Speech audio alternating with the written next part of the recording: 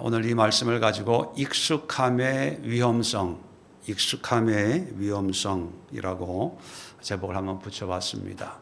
이제 6월절을 맞이해서 예루살렘에 가셨다가 올라오시면서 사마리아 땅을 지나 사마리아 여인을 만나시고 이틀을 유하시고 이제 고향에 오셨습니다. 16절에 보면 예수께서 그 자라 나신 곳 나사렛에 이르사, 이제 고향이지요.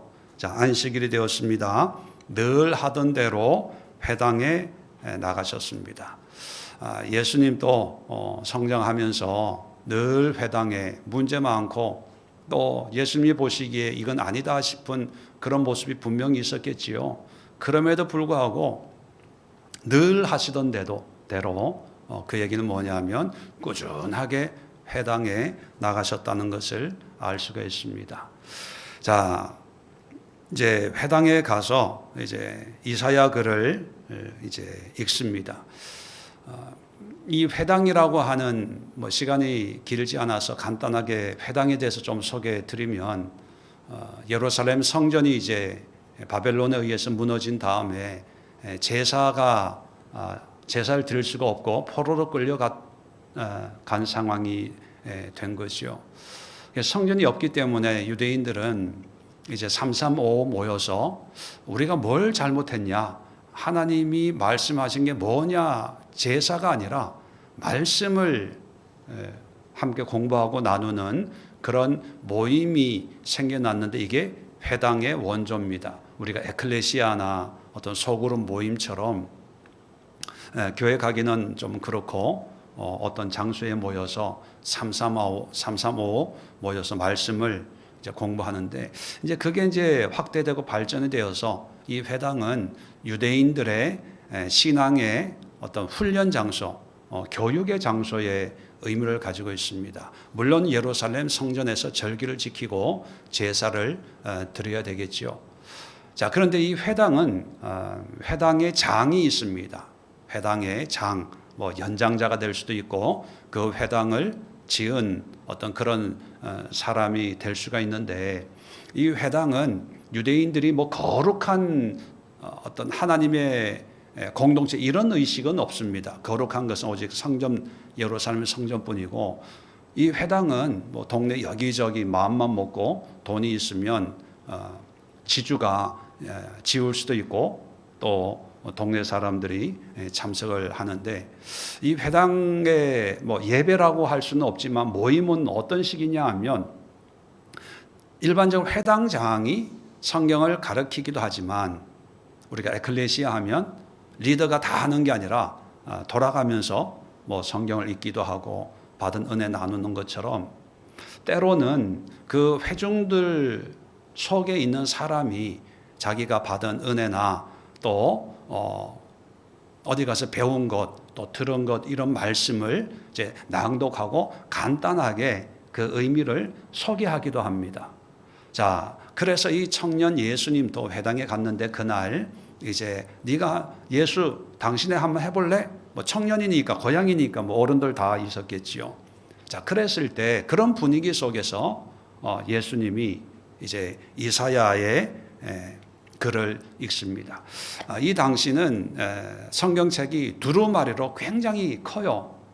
커서 우리처럼 책 한 권에 성경책이 다 있는 게 아니라 그리고 구약 성경이 다 갖춰져 있는 게 아니라 회당마다 있는 게 있고 없는 건 없고 그런 식입니다.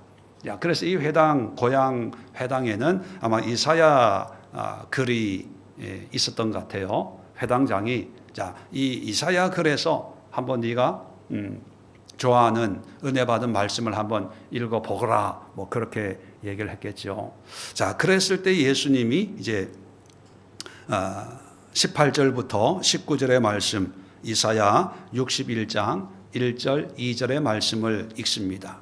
물론 잘 아시는 대로 구약 성경 당시에는 장절 구분이 없이 그냥 쭉 이어지는 그런 책인데 그런 책에서 이 구절을 딱 찾는다는 것은 그렇게 쉽지가 않습니다. 여러분들도 그런 경험이 있을 거 아닙니까? 그죠? 소설책이나 이런 거 읽다가 어제 어디까지 읽었지? 이걸 찾기가 쉽지 않아요. 그러니까 이제 소제목 같은 거 이렇게 1번, 2번, 3번 이렇게 부호를 이제 붙여 놓는데, 우리의 장절도 그런 목적으로 나중에 성경을 읽고 공부하기 유익하게 하기 위해서 장과 절을 나중에 이렇게 요즘처럼 분리해 놓은 거죠. 자, 이 말씀을 그냥 읽었다는 것은 예수님이 이 말씀을 늘 마음에 두신 말씀이라는 거예요. 이 말씀 뭐 따로 설명은 안 드리겠지만 예수님의 어떤 사역의 선언, 예수님 앞으로 어떤 일을 할 건가를 이제 선언, 동네 어른들 앞에 나 이렇게 살 겁니다, 이런 믿음을 가지겠습니다, 뭐 이렇게 선언을 하는 거죠. 그러면서 21절에 이 글이 오늘 너희 귀에 응하였느니라. 뭐 한국 번역으로 너희에게 응하였다 이런 식으로 말하진 않았겠죠. 예수님이 어른들도 있고 이 말씀이 오늘 이루어졌습니다, 내가 이 말씀을 이루겠습니다, 이렇게 얘기하는 거예요. 근데 우리는 뭐 예수님이 하나님의 아들인 걸 알지만 그 고향 사람들은 놀라는 거예요. 그 말씀, 예수님이 하시는 말씀에 놀라는 게 아니라 성경을 보면 22절입니다. 그 입으로 나오는 바 은혜로운 말을 놀랍게 여겨 이르되 이 사람이 요셉의 아들이 아니냐. 언뜻 성경을 보면 그 입에서 나오는 바 은혜로운 말을 놀랍게 여겼다. 그러면 이 사람들이 은혜 받았다라고 우리는 오해하기가 쉽습니다. 절대로 은혜 받았다는 얘기가 아니에요. 그 다음에 나오는데 이 사람들은 예수님의 말씀보다도 목수의 아들, 요셉의 아들이 아니냐. 고향 사람이니까 너무나 잘 알거든요. 기저귀 채우고 다니면서부터 이 예수를 알고 있는데 어느 날 갑자기 예루살렘 갔다 오더니만 이사야서에 읽으면서 내게 성령이 임하였고 강한 자의 복음을 전하려고 기름 부으시고 나를 보내사 뭐 은혜를 전파하게 하신다는 이 말씀이 오늘 이루어졌습니다, 또는 내가 이룰 겁니다, 뭐 이러니까 동네 사람들이 놀라는 거예요. 또 수근수근 하는 거지요.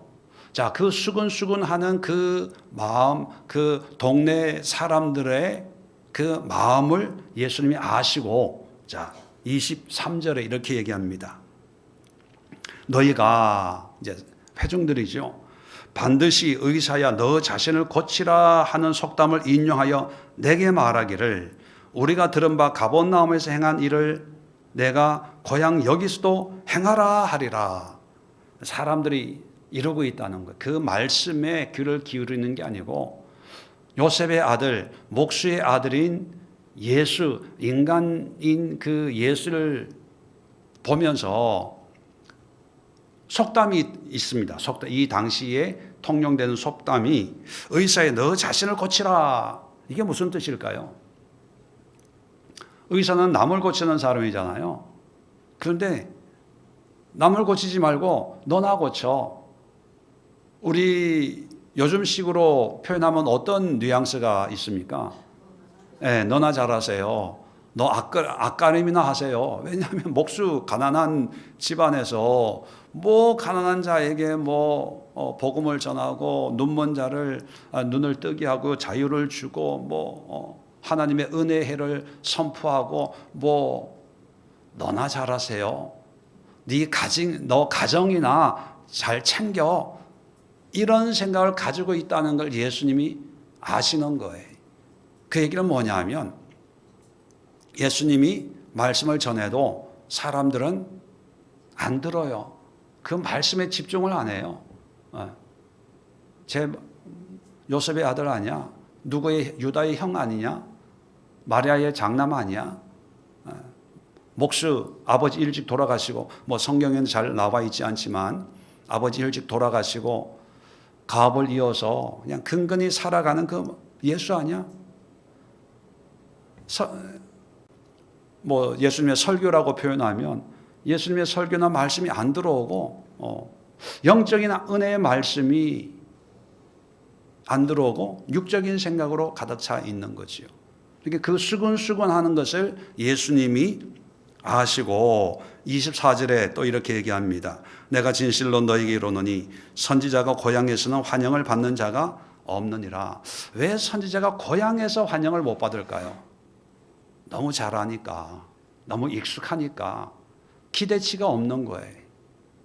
또 아무리 뭘 얘기한다고 해도 그게 안 들어와요. 참 익숙하다는 것이 참 좋은 의미도 있지만 또 특별히 신앙에서 익숙해진다는 게 참 이게 문제가 크죠. 예수님이 설교를 해도 고향 사람들이 은혜를 안 받아요. 나중에 예수를 죽이려고 해요. 참 무섭죠.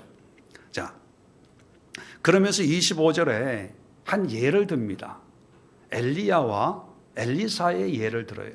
이 엘리야와 엘리사는 선지자의 어떤 하나의 대표성을 가지고 있는 그런 존경하는 선지자의 어떤 상징이죠.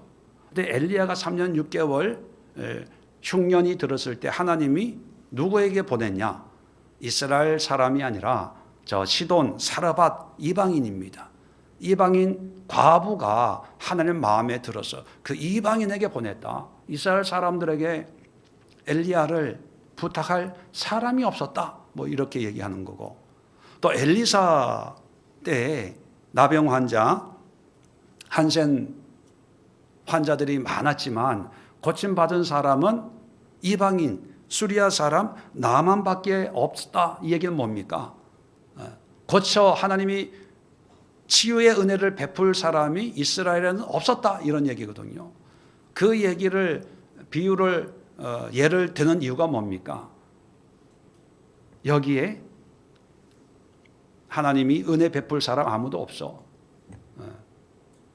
고향 사람들인데 대놓고 엘리야와 엘리사의 이야기를 예를 들면서 그때나 지금이나 똑같다. 여기에 믿음 있는 사람 없고 하나님이 기뻐할 만한 그런 신앙을 가지고 있는 사람도 없다. 이렇게 대놓고 얘기하는 거예요. 차라리 너희보다 이방인이 더 훌륭하다. 이렇게 얘기하는 거죠. 그러니까 동네 사람들이 열받는 거예요.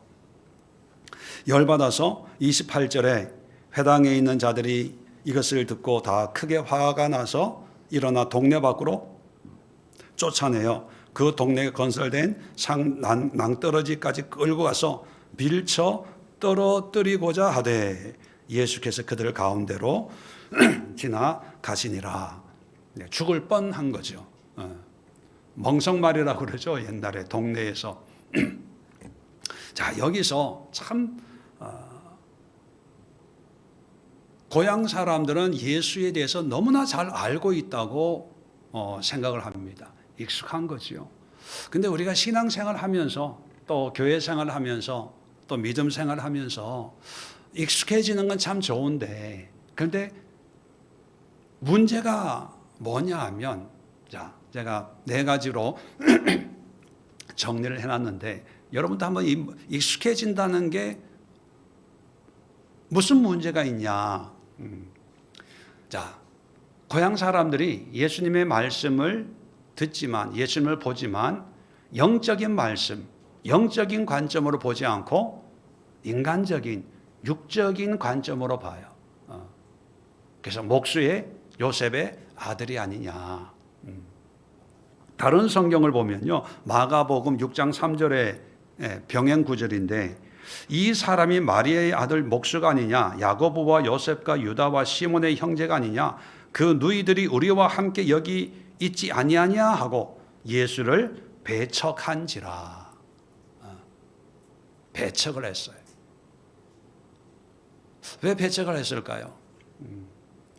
잘 안다고 생각하는 거예요. 그거 이런 얘기 아니야. 이거 얘기야. 요즘에는 너무 성경 지식이 많은 그런 분들이 많아가지고 주보에 성경 본문하고 제목 나오면 이거 그런 거 아니야? 그런 설교 아니야? 뭐 이제 목사보다 더 잘 아는 분들이 아마 있을 정도입니다. 어떤 분이 저한테 그런 얘기를 한 걸 들었습니다.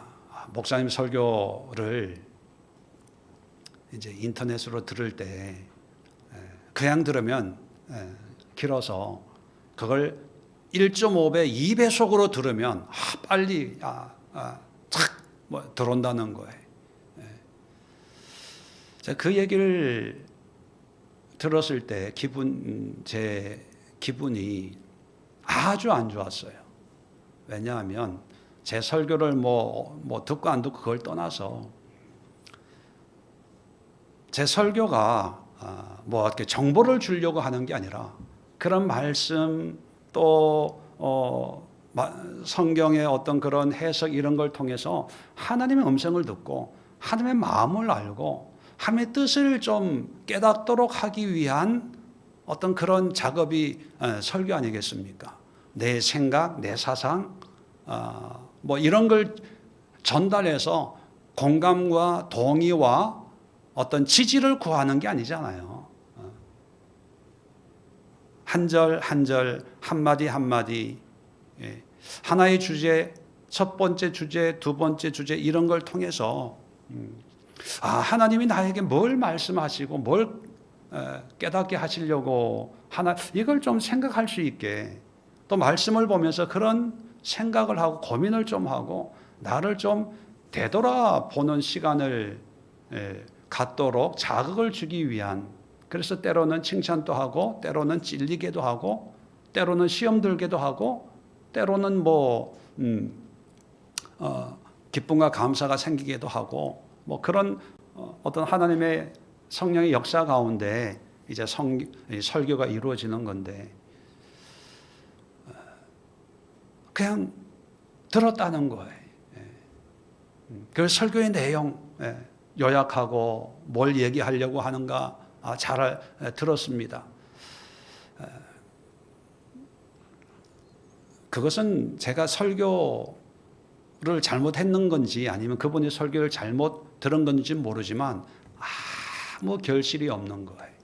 지금 고향 사람들이 예수님의 설교 또 예수님의 가르침을 들었지만 영의 말씀, 하나님의 말씀 물어 듣지 않고 사람의 말, 목수 아들의 말, 육적인 그런 말씀을 듣습니다. 왜냐하면 너무 잘 안다고 생각하니까.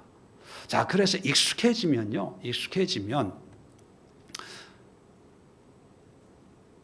뭔가 새로운 것이 있을 때 궁금은 해요. 호기심은 있어요. 왜? 내가 다 이런 거에 대해서 내가 잘 알고 있는데 누군가가 뭘 얘기한다고 할 때 좀 새롭다고 하면 귀를 기울여요. 예수님이 이제 이사야 책을 펴서 읽을 때 이 예수가 무슨 말을 할까? 어떤 이야기를 할까? 궁금함을 가지고 들어요. 그런데 익숙하기 때문에 그 새로운 걸 받아들이는 게 아니라 궁금하고 호기심은 있지만 한 번, 두 번은 들어봐요. 그런데 계속 듣지 않아요. 왜? 익숙한 걸로 이제 판단하는 거예요. 익숙해졌다는 얘기를 본인은 어떻게 생각하냐 하면 나는 잘 알아. 잘 안다는 거를 좀 다른 표현을 하면 나는 전문가야. 저 집안에 대해서, 저 가정에 대해서 나는 너무 잘 알아. 전문가야. 그러면서 그 사람의 말을 들으려고 하지 않고 이제 판단하려고 합니다. 처음엔 호기심을 가지고 듣지만 결국은 듣고 좋다, 안 좋다, 맞다, 안 맞다, 나와 같다, 틀리다. 그거를 자기의 어떤 익숙함을 하나의 기준으로 삼아서 익숙함으로 이제 판단을 합니다. 그 판단을 통해서 마지막에 뭡니까? 변화보다는 다시 익숙함으로 돌아가요. 그 판단이 자기가 편하고 익숙하고 또 안정감을 주는 그런 판단으로 끝납니다. 제가 남자의 액세서리 하면 뭐 넥타이밖에 없잖아요. 넥타이를 양복이야 뭐 뻔하니까 이렇게 넥타이를 좀 사야 되겠다 해서 이제 넥타이를 사러 가서 좀 이번에는 좀 새로운 걸로 좀 색깔을 좀 바꿔야 되겠다. 그래서 사가지고 오면요, 걸어놓으면 똑같아. 제가 가서 사면 똑같아요. 다른 거 좀 밝은 거, 좀 화사한 거, 예쁜 거 생각은 하고 가요. 가서 목에 대보고 거울을 보면 안 맞는 것 같아. 그래서 고르다 보면 마음에 맞는 거 가지고 오면 똑같은 거예요. 그래서 제가 색깔이 좀 다른 게 있으면 그거는 제가 산 게 아니고 선물 받은 거예요. 선물하는 분들은 저의 성향과 관계없이. 왜 제가 이런 말씀을 드리냐 하면 익숙함은 변화가 안 돼요. 익숙함은. 우리가 신앙에서도 여러분 오늘 기도할 때 한 가지 기도 제목 가지고 한번 기도하는 시간 가져봤으면 좋겠어요. 우리가 10년, 20년, 30년 신앙생활하고 말씀 보고 예배 드리고 찬양하고 기도하고 하잖아요. 근데 오래 열심히 특별히 기도 많이 하고 특별히 말씀 많이 보고 특별히 뭐 목사님들 설교 뭐 여러 가지 책 이런 걸 많이 보시는 분들의 아주 위험한 부분이 뭐냐면 나는 많이 하고 있어 라고 생각을 하는데 많이 하고 있어 라고 하는 그 생각을 하고 있는데 사실 10년 전이나 지금이나 내 신앙은 달라진 게 없어요. 정말 우리가 내가 내 자신을 정말 모른다는 사실, 여러분 정말 귀담아 들어보세요. 나에 대해서 정말 몰라요. 익숙한 사람은 자기의 익숙함 때문에 자기 자신에 대해서는 모르면서 말하는 예수님에 대해서는 너무나 잘 알아요. 그래서 판단할 수 있고 그 판단으로 죽일 수도 있는, 저거는 없애버려야 돼, 이렇게 얘기할 수 있는 게 자기의 익숙함인데 그 익숙함이 정말 10년 전이나 지금이나 똑같은 기준이에요. 참 이 익숙함의 기준을 깨뜨리는 게 이게 쉽지가 않더라고요. 목회를 하면서도 신앙생활이 참 꾸준한 분들이 사실 고집이 있고 잘 안 변해요. 변한다고 자신은 변한다고 하겠죠. 은혜 받고 뭐 하겠습니다 하는데 여기부터 새로운 걸 도전하고 뭔가 변화되겠다 하지만 자기의 익숙한 데 이건 아니야, 이건 안 맞아, 이 말씀은 나한테 안 맞고 이게 맞고, 그런 게 안에서 계속 작동이 되다 보니까 결국은 집회도 가고 영성 훈련도 하고 뭐 책도 보고 뭘 하긴 해요. 하긴 하는데 결국은 남는 거는 내 스타일 있죠. 내 스타일. 그거밖에 없어요. 이렇게 변화가 안 되는, 10년을 그렇게 애써도 변화가 안 되는 거예요. 그래서 제가 다른 교회에 계시다가 우리 교회에 나오시면 봉사하지 말고 그냥 기도만 하고 예배만 드리고 말씀만 들으면서 성경 읽으면서 봉사 안 해도 된다. 그 이유가 뭐냐 하면 정말 말씀을 통해서 내가 어떤 신앙을 가지고 있고 내가 어떤 삶을 살고 있고 내 어떤 상태가, 내 자아가 어떤지를 좀 볼 수 있는 기회를 좀 가졌으면 하는 그런 바람 때문이거든요. 근데 참 안 바뀌더라고요, 사람이. 물론 거기에 저도 포함이 됩니다. 참 안 바뀌어요. 바뀌는 가치, 은혜를 받고 믿음을 얘기하고 신앙을 얘기하지만 결국은 보면 10년 전이나 지금의 모습이나 똑같아요. 근데 본인은 몰라요. 본인은 몰라요.